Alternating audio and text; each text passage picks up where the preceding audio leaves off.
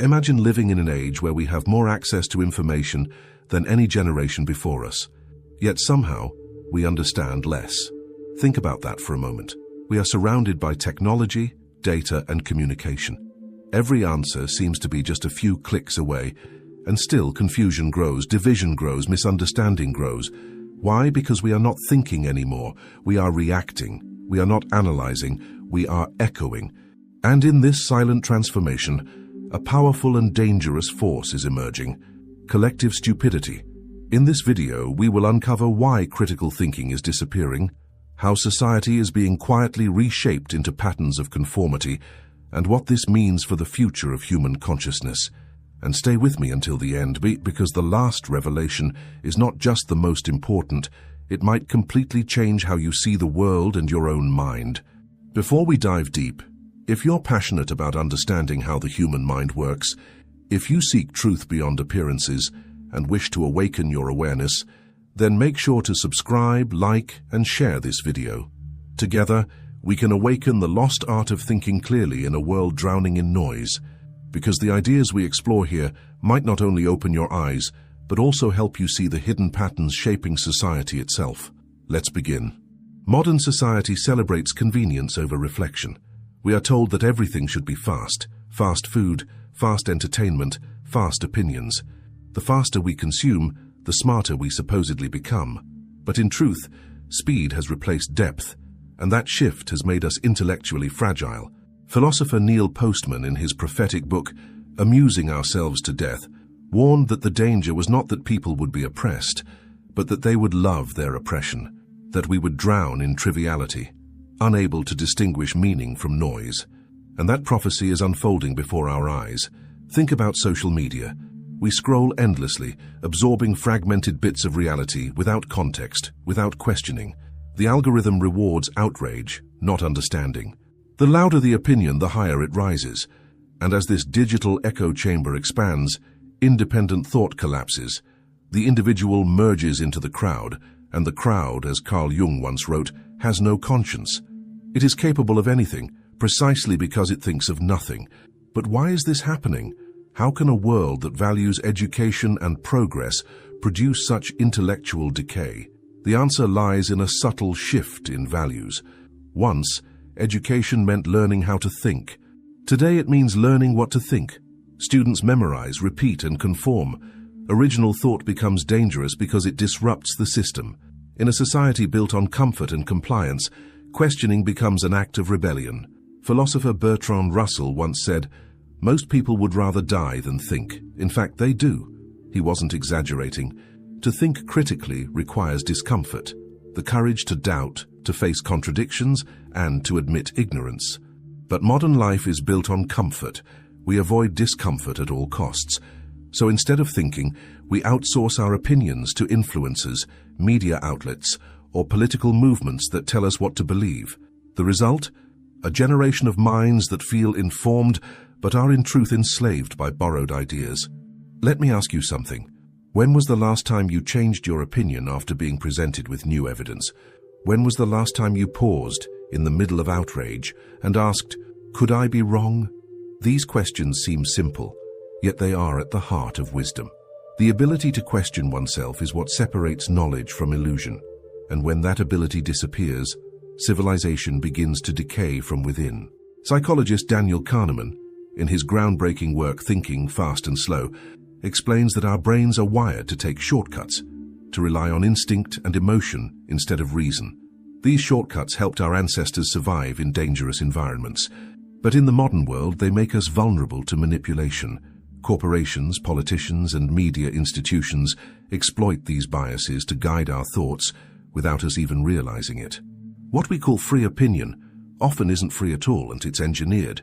As this collective automation of thought spreads, a new form of ignorance is born, one that hides behind confidence. We see it every day. People arguing with absolute certainty about things they barely understand. The internet has given everyone a voice, but it has also given everyone an illusion of expertise. As Socrates taught, wisdom begins with recognizing our ignorance. Yet in today's world, admitting ignorance is treated as weakness. But there's something deeper at play here, and something spiritual. When critical thinking dies, so does inner awareness. The human mind becomes mechanical, repetitive, reactive. We stop listening to our inner voice, the quiet intuition that connects us to truth. In its place, we listen to the collective noise. The philosopher Krishnamurti once said, "It is no measure of health to be well adjusted to a profoundly sick society." And that is exactly where we are headed. A world perfectly adjusted to stupidity. We are entering an era where emotional manipulation replaces logic and where feelings of belonging are traded for truth. We are taught to follow trends instead of principles, to seek validation instead of understanding. And in that process, we slowly lose ourselves. The question now is, can we reverse this process? Can we still reclaim the lost art of critical thought before it's too late? In the next part, we will explore how collective stupidity operates, how it spreads, sustains itself, and even rewards those who obey it. You will see how entire societies have fallen victim to this pattern before, and how the same cycle is repeating today, but on a global scale. Collective stupidity does not happen overnight. It creeps in quietly, disguised as unity, comfort, and progress. It begins with small compromises, a silence here, an agreement there, until thinking for oneself feels unnecessary, even dangerous. The German philosopher Friedrich Nietzsche once warned, "Madness is rare in individuals, but in groups, parties, nations, and ages it is the rule." His words describe precisely the age we live in. When individuals lose the courage to question, crowds gain the power to dictate. And once the crowd begins to think for us, intelligence no longer guides humanity. Conformity does. This is how collective stupidity spreads, not through ignorance, but through surrender. The tragedy of our time is that people mistake agreement for truth. Every era has faced its form of collective blindness. Ancient civilizations fell not because they lacked intelligence, but because they stopped using it. The fall of Rome, the witch trials, the totalitarian regimes of the 20th century, all share a common thread. People stopped questioning the narratives that governed them. As historian Hannah Arendt observed, "The sad truth is that most evil is done by people who never make up their minds to be good or evil. They simply obey." And today, obedience has taken a new form. It's no longer forced by dictators, it's encouraged by algorithms. Every click, every like, every share is a reinforcement of what we already believe. We live in mental bubbles designed to protect us from discomfort, but discomfort is the birthplace of wisdom. Without it, there is no growth. Ask yourself, when was the last time you truly changed your mind? When was the last time you listened to someone who completely disagreed with you? Not to argue, but to understand. These moments are becoming rare because they no longer feel natural. We have been trained to see disagreement as hostility and questioning as disrespect. Psychologist Jonathan Haidt, in The Righteous Mind, explains how moral reasoning has become tribal. People now think in groups, defending ideas not because they are true, but because they belong to their identity. To question the group's beliefs is to risk exile, and few are brave enough to stand alone.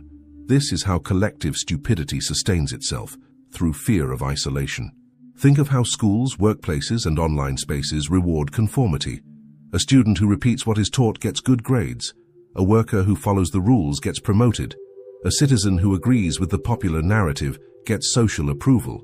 Critical thinkers, on the other hand, are labeled difficult, arrogant, or negative. But as George Orwell wrote, "The further a society drifts from the truth, the more it will hate those who speak it." And so, we arrive at a paradox. We live in an age that celebrates freedom of speech, yet true freedom of thought is disappearing. People say whatever they want, as long as it fits within the acceptable boundaries. The result is a kind of psychological imprisonment. We repeat ideas that were designed for us, believing they are our own. Philosopher Erich Fromm called this the escape from freedom. He observed that when people feel overwhelmed by uncertainty, they willingly trade freedom for belonging. It's easier to be part of the crowd than to face the loneliness of independent thought. But that exchange has a cost, the cost of authenticity.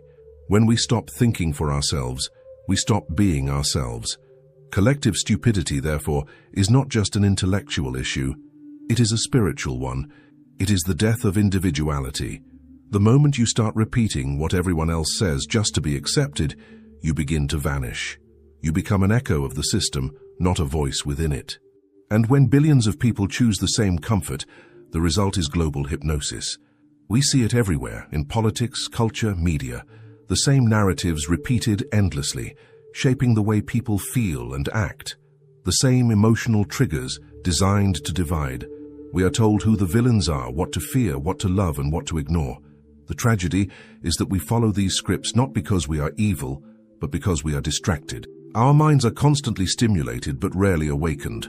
As neuroscientist Manfred Spitzer noted in his book, Digital Dementia, constant digital overstimulation can reduce our brain's capacity for deep focus and reflection. We are losing not only attention, but also memory, the very foundation of wisdom. When attention is fragmented, thought becomes shallow, and shallow thought is the fertile soil of collective stupidity. But why do so many people prefer to remain in this trance? Because thinking is exhausting. True critical thought requires energy, patience, and humility. It demands that we confront uncomfortable truths, not just about the world, but about ourselves. It requires that we admit, I may be wrong, and the modern ego is allergic to that phrase. So we protect our illusions instead. We defend them passionately. We surround ourselves with those who share them. And little by little we stop seeing the world as it is, and start seeing it as we wish it to be. This is how civilizations collapse, not through external attack, but through internal blindness. Yet there is still hope. History shows that every wave of mass ignorance eventually provokes a counterwave of awakening. The Renaissance followed the Dark Ages. The Enlightenment rose from centuries of dogma. And perhaps today, amid this digital fog, a new awakening is waiting to begin. But it will not come from governments, corporations, or algorithms. It will come from individuals, from people like you, who decide to think again. In the next part, we will go deeper. We will explore how collective stupidity manipulates human emotions, and how powerful systems use fear, guilt, and belonging to control the way we think. You will see how even your daily choices, beliefs, and feelings might already be influenced by forces you can't see, and how to break free from them. If you wish to understand why critical thinking is dying, you must look at the emotional machinery behind it. Because collective stupidity does not operate through logic, it operates through emotion. Logic questions, but emotion obeys. And that is precisely why every system that seeks control begins by mastering our emotions, not our intellect. Think of how fear has shaped human behavior throughout history. Fear is the most efficient tool ever invented to silence thought. A frightened mind doesn't analyze. It reacts. It doesn't ask why, while it asks what now. Political regimes, religious institutions, and modern media all use this mechanism. They bombard us with narratives that keep us anxious, angry, or outraged, because a calm, centered mind is hard to control, but a fearful one will believe anything that promises safety. As philosopher Baruch Spinoza observed, those who are able to control fear control the people. This principle hasn't changed in centuries. Only the methods have. Today, fear is packaged in headlines, trends, and social movements. It hides behind the language of virtue or urgency. We are told what to fear: the virus, the climate, the opposing ideology, the other tribe. And the moment we accept fear without question, critical thinking begins to shut down. Psychologist Robert Cialdini in Influence, The Psychology of Persuasion, demonstrated how emotional triggers override rational analysis. When a message appeals to fear, authority, or social proof, the brain stops evaluating facts and seeks comfort in conformity. The result is a population that feels informed, but is actually emotionally conditioned. This emotional manipulation extends beyond fear. It uses belonging. Humans crave belonging. It is one of the deepest psychological needs, rooted in our survival instincts. We want to be part of something larger than ourselves, a community, a cause, a movement. But in the age of digital tribes, belonging has been weaponized. People are no longer defined by their ideas, but by their identities. Once an opinion becomes part of who you are, questioning it feels like self-betrayal. The system knows this and exploits it. That is why debates today rarely change minds. We no longer discuss to discover truth. We discuss to defend identity. This emotional loyalty transforms intelligent individuals into obedient members of the herd. Have you noticed how difficult it is today to express a nuanced opinion?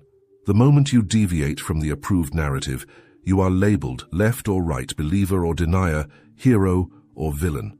The modern mind lives under constant surveillance, not by the government, but by its own social circle. We censor ourselves to avoid judgment, but every time we choose silence over honesty, collective stupidity grows stronger.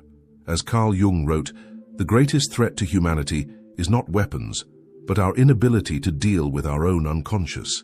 The unconscious is where fear, guilt, and desire reside, and when these forces are manipulated, free will becomes an illusion. The digital age has found a way to reach deep into the collective unconscious through repetition. Every scroll, every image, every outrage slowly rewires the mind. What you see repeatedly becomes what you believe. Media theorist Marshall McLuhan said, "The medium is the message." In other words, it's not just the information that shapes us, but the way it's delivered.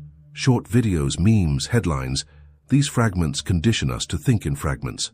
Our attention span shrinks, and with it, our ability to hold complex thoughts. Deep thinking becomes exhausting, while instant opinions feel easy. This is how collective stupidity maintains itself, not through censorship, but through overstimulation. When the mind is flooded, it stops discerning. It chooses the easiest emotion available, outrage, pride, or fear. And in that chaos, reason disappears. But the manipulation doesn't end there. Guilt has become another powerful tool. In the past, guilt was used by religion to enforce morality. Today it's used by ideologies to enforce conformity. People are taught to feel guilty for things they didn't do, or for opinions they haven't even expressed. The goal is not to enlighten, it's to control, because guilt makes people compliant. A guilty person does not argue, they apologize. And then there is the illusion of moral superiority, the belief that my group is good and the others are evil. This illusion is one of the oldest traps of the human mind. It justifies hatred in the name of righteousness. It allows people to act cruelly while believing they are doing good. History has seen it countless times, from inquisitions to revolutions. Today, it lives in online culture wars, where people destroy reputations with a single post, all in the name of justice. But what happens when everyone believes they are on the side of truth? Truth itself disappears. Reality becomes fragmented into countless competing versions, and each tribe claims theirs is the only one that matters. The philosopher Jean Baudrillard called this the simulacrum, a world where representations replace reality. We no longer see the world as it is, but as it appears through the filter of our chosen ideology. And here lies the paradox of collective stupidity. It gives people the illusion of enlightenment. The more one conforms, the more one feels morally superior. The more one shouts, the more one believes they are right. But this self-righteousness is precisely what blinds us to our ignorance. So how can we escape? How can one think freely in a world built to discourage thought? The first step is awareness. To observe the emotional manipulation without reacting to it. To recognize when fear, guilt, or pride are guiding your thoughts instead of reason. Awareness restores choice, and choice restores power. In the final part of this journey, we will uncover how to awaken critical thinking once again, how to cultivate independent thought in an age of noise, and how to protect your mind from the subtle forces that seek to control it. And most importantly, we will reveal the ultimate secret, why reclaiming your ability to think freely might be the most powerful act of resistance in the modern world. The ability to think critically is not just an intellectual skill, it is an act of spiritual courage. It means standing alone in a world that rewards imitation. It means valuing truth over comfort, awareness over approval, and conscience over conformity. The philosopher Immanuel Kant defined enlightenment as man's emergence from his self-imposed immaturity. In other words, the true awakening begins when we dare to think for ourselves. So how do we awaken critical thinking in an age designed to suppress it? How do we reclaim the sovereignty of our minds? It begins with silence, not the silence of fear, but the silence of reflection. In a world of constant noise, silence becomes an act of rebellion. Turn off the screens, step away from the noise, spend time alone with your own thoughts. At first, it will feel uncomfortable, even strange, because most people have never truly listened to their own mind. But that discomfort is sacred. It is the beginning of awareness. Modern philosopher Alan Watts said, "No one is more dangerous than the man who has looked within himself." Why? Because such a person cannot be easily manipulated. He no longer reacts automatically. He questions before believing, observes before judging. He has reclaimed his inner authority. The second step is to question everything, especially what agrees with you. Our natural tendency is to doubt what contradicts our beliefs and accept what confirms them. But truth often hides in discomfort. Whenever you feel an immediate emotional reaction, anger, fear, or pride, pause. Ask yourself, who benefits from me feeling this way? That single question can reveal hidden agendas behind countless messages you receive daily. Socrates, the father of critical thinking, spent his life asking questions that dismantled illusions. He was condemned for corrupting the youth, not because he spread lies, but because he inspired thought. The world has always feared the thinker, but history remembers him long after it forgets the mob that silenced him. Third, learn to seek depth instead of immediacy. Read entire books, not just posts. Listen to opposing viewpoints with genuine curiosity. Engage with people who challenge your ideas. Every time you defend your belief against a well-reasoned argument, you sharpen your intellect. Every time you admit I was wrong, you purify your mind. Growth demands humility. Neuroscientist Richard Davidson discovered that the brain physically changes when we practice mindfulness. The prefrontal cortex, responsible for reasoning and self-awareness, becomes more active. This means critical thinking is not just a mental attitude, it's a neurological practice. The more you engage in conscious reflection, the stronger your mind becomes. But the true awakening goes even deeper than logic. It requires reconnecting with intuition, not as blind emotion, but as inner intelligence. Intuition is not opposed to reason, it completes it. It is the quiet voice that whispers when the world shouts. When intuition and logic align, clarity emerges. The great physicist Albert Einstein once said, "The intuitive mind is a sacred gift, and the rational mind is a faithful servant. We have created a society that honors the servant and has forgotten the gift." To think critically, therefore, is to reunite both, the analytical and the intuitive, the mind and the soul. It is to see reality not as fragments, but as a whole. Fourth, detach from the herd. You cannot see the pattern while standing inside it. Step back. Observe trends, ideologies, and collective movements with the eyes of an outsider. Ask, why is everyone thinking the same way? Who is shaping these narratives? What emotions are being triggered? The majority is not always wrong, but they are rarely conscious. True thinkers are often misunderstood because they walk ahead of their time. Psychiatrist Viktor Frankl, a survivor of the concentration camps, wrote in Man's Search for Meaning that the last of human freedoms is to choose one's attitude in any given set of circumstances. That freedom begins with the freedom to think. Even when everything around you pushes conformity, you still own your mind. No one can take that unless you give it willingly. And finally, practice intellectual compassion. The purpose of thinking is not to dominate others, but to understand them. True intelligence is humble. It does not seek victory, it seeks clarity. When you listen to someone who disagrees with you without judgment, you elevate the entire conversation. This is how civilizations evolve, not through louder arguments, but through deeper understanding. When you begin to live this way, something extraordinary happens. You stop being part of the collective sleep. You start seeing patterns others can't. You notice manipulation where others see information. You perceive the hidden motives behind words, movements, and trends, and that awareness becomes your shield. It is the armor of consciousness. But there is one more truth, the most powerful of all. The disappearance of critical thinking is not the end of humanity's intelligence. It is the test of it. Every era faces its spiritual challenge, and this is ours, to remain awake in a world that prefers dreams. To think clearly in a time of confusion is not arrogance, it is service. It is how you protect the light of consciousness itself. Philosopher Jiddu Krishnamurti said, "To transform the world, we must begin with ourselves." You cannot force others to think, but you can think for yourself, and that example is contagious. Every awakened mind becomes a signal in the darkness, showing others that freedom is still possible. So the next time you are told what to believe, pause. The next time the world demands your outrage, observe. The next time you feel fear, ask, who placed it there? That is how resistance begins, not with weapons or protests, but with awareness. Because in the end, the rise of collective stupidity is not inevitable. It is a choice, the sum of billions of small decisions to stop questioning. And the fall of collective stupidity will also be a choice, the moment you decide to think again. You have that power right now. And if enough of us reclaim it, perhaps one day future generations will look back at this age, not as the era when thinking died, but as the moment when consciousness began to awaken again. Thanks for looking.